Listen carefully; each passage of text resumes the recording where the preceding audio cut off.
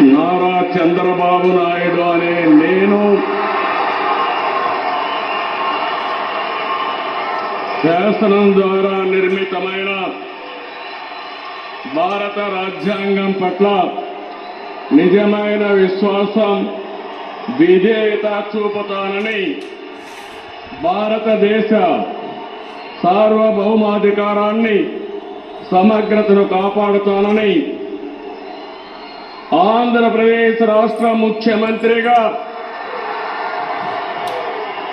నా కర్తవ్యాలను శ్రద్ధతో, అంతఃకరణ శుద్ధితో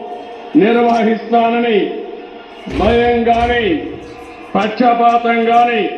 రాగద్వేషాలు గాని లేకుండా రాజ్యాంగాన్ని, శాసనాలను అనుసరించి ప్రజలందరికీ న్యాయం చేకూరుస్తానని